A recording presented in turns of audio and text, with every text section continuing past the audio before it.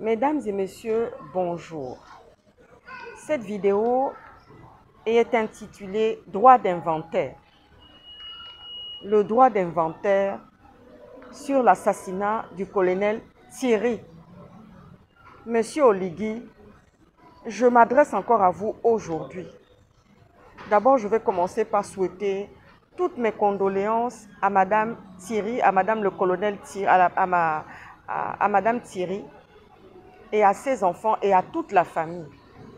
Toutes mes condoléances les plus attristées et beaucoup de courage et que Dieu vous console et que la justice et la vérité éclatent au grand jour. Monsieur Oligui, c'est un piège que vous avez tendu au colonel Thierry. Le colonel Thierry avait déjà pris sa retraite et il était en train de profiter de cette retraite-là tranquillement auprès de ses enfants en France et auprès de son épouse qu'il aimait tant. Auprès de son épouse qu'il aimait tant. Excusez-moi, je parle au passé parce qu'il n'est plus de ce monde. Ah oui, ça fait mal au cœur. Ça fait mal au cœur. Voici les méthodes et les pièges. Un grossier piège que Brice Clotaire Oligui Nguema a tendu à un colonel, à un officier. Voici les pièges que M. Oligui tend aux gens. Ça doit nous faire réfléchir. M. Oligui, cet homme avait déjà rempli son devoir auprès de la nation, auprès du pays, auprès des armées. Mais pourquoi vous êtes venu le chercher encore au moment où il était en train de vivre sa retraite, tranquillement auprès de son épouse et de ses enfants? Et de voir ses petits-enfants grandir. Pourquoi, Seigneur, pourquoi, Monsieur Oligui, vous avez profité encore de cette opportunité-là pour venir exposer un officier, un colonel, le colonel Thierry, au danger? Expliquez-nous ça. Parce que ça, c'est un grossier piège. Et Monsieur Oligui, dites-nous un peu, depuis quand on vient débaucher un colonel à la retraite, on lui demande d'aller faire une mission sans les munitions, sans les armes? Depuis quand? Monsieur Oligui, depuis quand on va à la guerre sans armes, sans munitions? Vous qui êtes un militaire aussi, Monsieur Oligui, vous qui êtes un militaire, est-ce qu'on va à la guerre sans armes et sans munitions? Dites-moi ça, Monsieur Oligui. Vous l'avez envoyé dans le Haut-Togo pour faire une mission, mais depuis qu'on va faire des missions sans argent? Et l'ordre de mission du colonel Thierry est où? Parce qu'il était déjà à la retraite. Monsieur Oligui, toutes ces questions-là, on vous les pose. C'est pour ça que j'ai intitulé ma vidéo « Droit d'inventaire ». Droit d'inventaire sur la mort du colonel Thierry. Droit d'inventaire.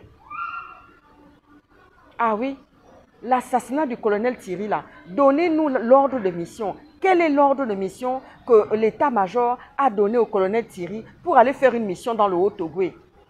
Sans munitions, sans armes, monsieur Oligui. Ah oui, j'en perds mon latin. J'en perds mon latin ce matin parce que ça me dépasse. On est fatigué de ça.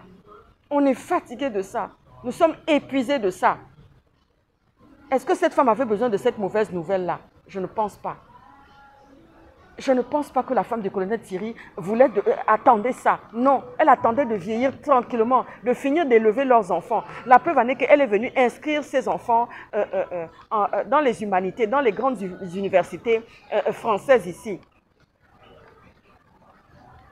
Et quand on entend le récit de la femme du colonel Thierry, son mari était en bon état d'esprit mental, il était très bien, malgré que cette mission était éprouvante. Parce qu'un militaire, c'est quelqu'un qui n'aime pas être démuni des armes ou des munitions. Monsieur Oligui, dites-nous ça. C'est un grossier piège que vous avez posé dans les pieds du colonel Thierry. Expliquez-nous ça. Depuis quand un militaire va à la guerre sans armes et sans munitions? Depuis quand? Ça ne s'est jamais vu. Et où est l'ordre de mission? Monsieur Oligui, où est l'ordre de mission? Et on vient nous raconter que le colonel Thierry s'est suicidé. Comment c'est possible? Un homme bien portant, un homme bien constitué dans son cerveau, dans sa tête. Et son épouse explique bien ça. Hein? Il n'avait pas de maladie mentale. Pas du tout. Pas du tout. Et je peux vous dire que M. Oligui, les personnalités comme monsieur le colonel Thierry, ce ne sont pas des gens, quand ils viennent à ce métier-là, ce sont des gens qui ont un mental bien forgé. Ce sont des gens qui ont un mental bien forgé. Et pourquoi c'est déjà à la retraite qu'il va tenter de se suicider? Pourquoi il ne s'est pas suicidé avant? C'est subitement maintenant, là, tout d'un coup comme ça, vous l'avez demandé, vous lui avez demandé, vous avez demandé à ce que le colonel Thierry revienne vous soutenir. Et puis tout d'un coup maintenant, il perd la vie dans un suicide. C'est vous qui l'avez débauché. Il était à la retraite tranquillement. Il profitait de ses enfants et de son épouse, qu'il aime tant. Ah oui, quand on entend la voix de Madame Thierry, c'est une femme heureuse, de la femme du colonel Thierry. C'est une femme heureuse, bien avec son mari et les enfants aussi.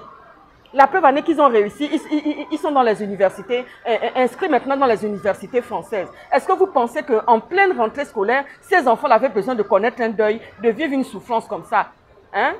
De perdre leur papa en pleine année scolaire, en pleine nouvelle année scolaire, pour eux, quelque chose qui débute pour eux, le bonheur, la joie.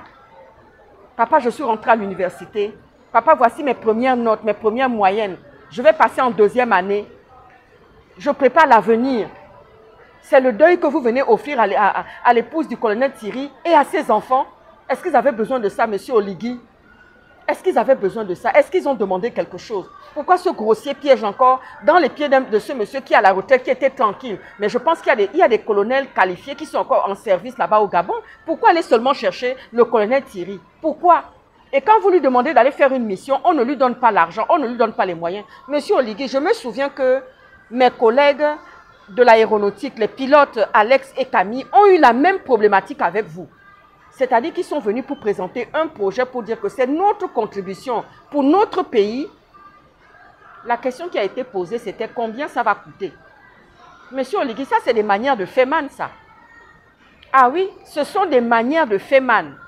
Ce sont les Feman qui se comportent comme ça. Parce qu'on a tendance à critiquer les Camerounais en disant que oui, les Camerounais sont des Feman. Les Camerounais sont des roublards. Tel est des roublards, tel est ceci. Mais Oligui, on voit des comportements de Feman chez vous. C'est-à-dire que l'argent que vous avez ramassé dans les mains des Billy Binze, du gouvernement de Ali Bongo, plus lui-même Ali Bongo, plus lui-même et son épouse, que vous avez gardé au chaud, maintenant vous voulez que ce soit les gens qui viennent avec leur propre argent pour ouvrir des entreprises à Libreville. C'est ça que vous voulez, monsieur Oligui?